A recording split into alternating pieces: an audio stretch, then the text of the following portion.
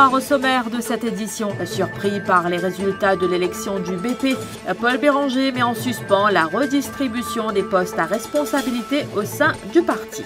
L'élection du bureau politique du MMM cet après-midi, l'accès refusé à 2 représentants du numéro 17. Selvi Ramen et Dominique Supramania s'interrogent sur la démocratie du parti. Pas convaincu par l'assurance donnée par Prem Kounjou hier à l'Assemblée nationale, Xavier-Luc Duval réclame la tête du ministre de l'économie océanique. Pendant ce temps, le mouvement patriotique accuse Maya Noumanji d'agir comme le bouclier de la majorité gouvernementale, attitude de la speaker vivement décriée par Alan Ganou cet après-midi. À la une également, Navid Ramgoolam met en garde ceux qui voudraient acheter la nationalité mauricienne. L'ancien Premier ministre répond également à ses détracteurs. Premier bol d'essai réussi pour l'A330 Neo à Maurice. La nouvelle version modernisée et remotorisée du long courrier d'Airbus fera partie de la flotte d'Air Mauritius d'ici novembre prochain.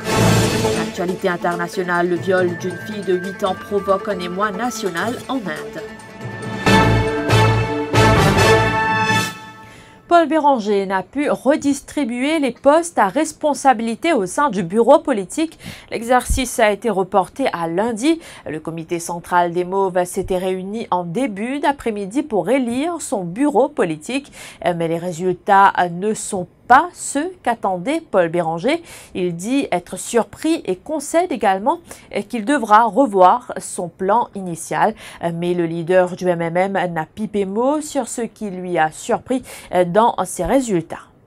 Bon, mais là, manière résultat, il n'allait pas mal. Oula, hop! Mais après, c'est surprenant. Vous avez voir la liste initiale qui est en tête? Nous parlons de hobby, nous parlons sleepovery, comme dit en anglais. Il y a des gens bien déçus parmi nous, il y a des gens bien emmerdés parmi nous. Mais vote, c'est vote. C'est un résultat plus facile pour gérer. Bien géré. C'est pas facile. C'est pas facile, mais bien géré. Autre surprise, Johanna Béranger a refusé la responsabilité d'intégrer le bureau politique du MMM. Il y a une proposition pour participer dans l'élection pour le bureau politique.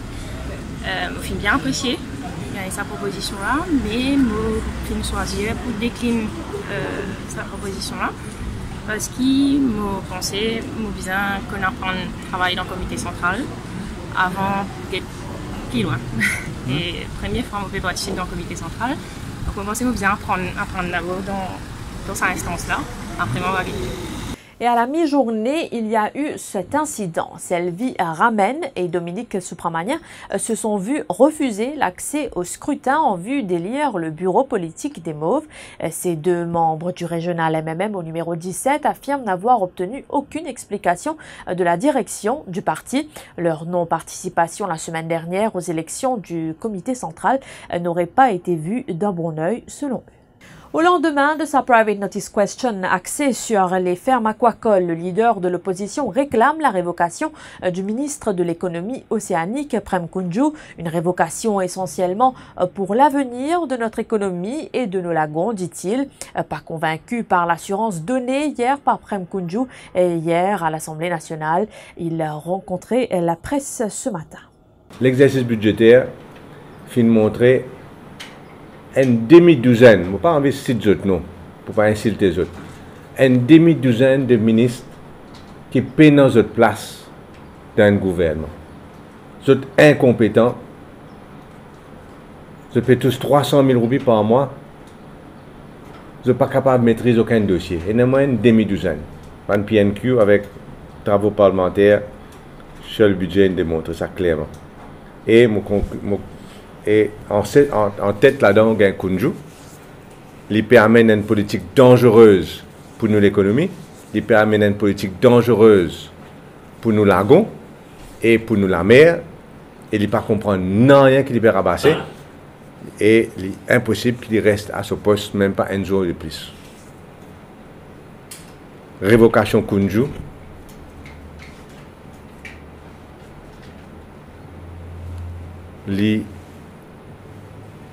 Essentiel pour l'avenir de l'économie et l'avenir de la mer. Voilà donc Kunju. Maya Noumanji se comporte comme un bouclier de la majorité gouvernementale. C'est l'avis exprimé par Alan Ganou en conférence de presse ce samedi. Le président du mouvement patriotique a dénoncé la façon dont la speaker préside les débats à l'Assemblée nationale. Selon lui, la posture adoptée par Maya Noumanji ne fait pas honneur au pays. Alan Ganou demande ainsi au Premier ministre de remédier à cette situation. Madame la speaker. Je ne suis pas capable de terminer sa conférence de presse, j'en dis une mention. Mais je suis capable de dire qu'il est triste aujourd'hui pour Mme Speaker continuer à sévir. Comment elle peut sévir? On a assisté, le comité of supply et moi aussi, on a trouvé comment elle peut gérer cette situation-là. Et il n'est pas possible qu'il y ait une speaker comporte-lui comme le bouclier de la majorité gouvernementale. Le speaker, les bizarres au contraire, protège l'opposition, protège la minorité parlementaire et non pas agir comme un bouclier pour la majorité gouvernementale. Navin Ramgoolam met en garde ceux qui paieront pour avoir le passeport ou la nationalité mauricienne. Vous risquez de perdre votre argent, lance le leader du Parti travailliste face à la presse ce matin. L'ancien Premier ministre a tenu à donner la réplique à ses détracteurs qui affirment que sous l'ancien régime, plus de 300 personnes ont obtenu la nationalité mauricienne. Après, vous pensez qu'il passe des procédures, la procédure pas connaître. Il passe, on dit, on a plein de nationalité, on dit ça. Il y a une procédure que nous devons suivre quand on fait l'application pour la nationalité. Vous êtes une PMO, il n'est pas mis en moi. Il y a le Home Affairs Section, il n'est pas mis du tout en moi. Le secrétaire permanent du Home Affairs, il prend tout cela avec son staff, il analyse un par un. Je dis, il a checké les affaires, il a analysé. Il ne faut pas dire aux amis, il n'y a pas passement de filien, et c'est moi qui ai analysé. L'État finit de faire ça l'enquête là, finit là-bas, il y a eu tout ça là. State Law Office, SLO. On a réglé tout côté légal. Je vais examiner par exemple sur une période requise à Maurice. Je vais guetter si pas une jelly pour transférer casse des vidéos ou de la banque. Est-ce qu'il faut faire? Je vais tout ça là. Tout ce côté légal. Les là, après tout ce côté là, les là, je fais une recommandation. Donc, recommandation du côté. Ou bien oui, il est qualifié, ou bien non, il n'est pas qualifié. Et dans la très grande majorité de cas, quand un salaud dit non, c'est non. C'est une liaison dangereuse entre l'argent et le citoyen. Ça peut faire. Pour vendre une nationalité comme une simple commodité commerciale. De la casse, de donner pour le temps.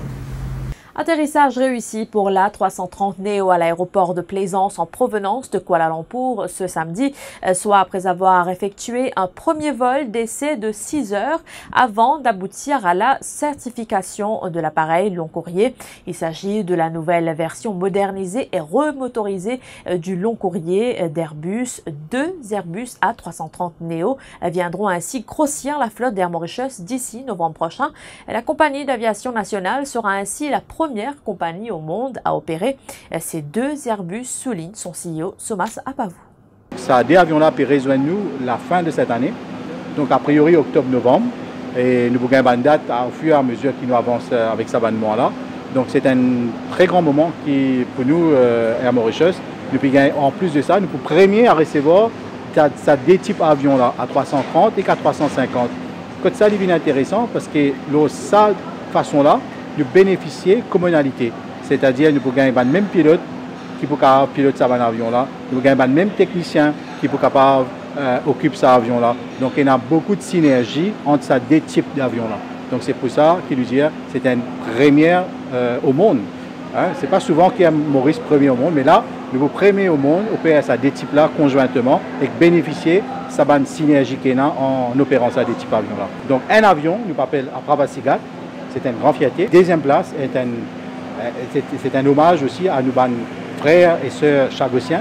Donc, nous appelons ce 2e avion-là Chagos Archipelago, qui est un très joli nom.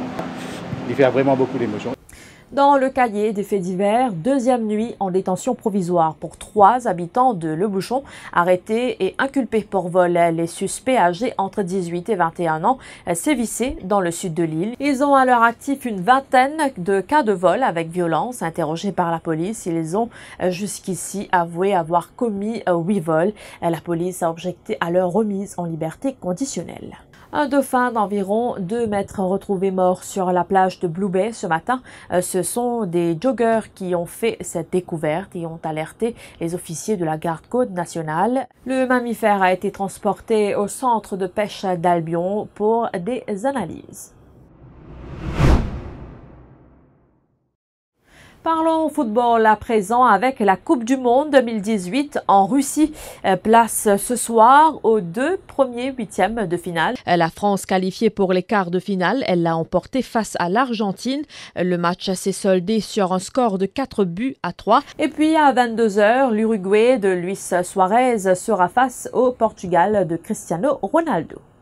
Actualité à l'étranger, elle est dans un état critique. Hier soir, des centaines de personnes ont manifesté dans le centre de l'Inde pour la 3e journée consécutive après le viol brutal d'une fille de 8 ans. Une foule portant des pancartes et chantant « Mort aux violeurs » s'est rassemblée en plusieurs lieux du district de Mandsaur pour réclamer la pendaison du suspect de l'agression sexuelle d'une écolière de la zone. Ces rassemblements rappelaient dans une moindre mesure l'émoi populaire avait provoqué un viol collectif à New Delhi en 2012 qui a choqué la planète et jeté une lumière crue sur la lèpre des violences sexuelles en Inde.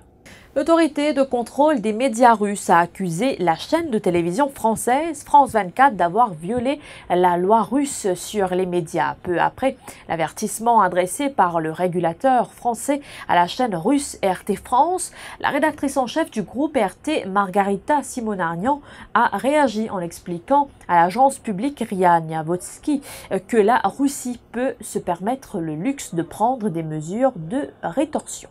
Voilà, nouvelle qui nous amène à la fin de cette édition. Merci de votre attention. Demain, c'est Rouzaina Bigun que vous allez retrouver pour le journal Télé Plus.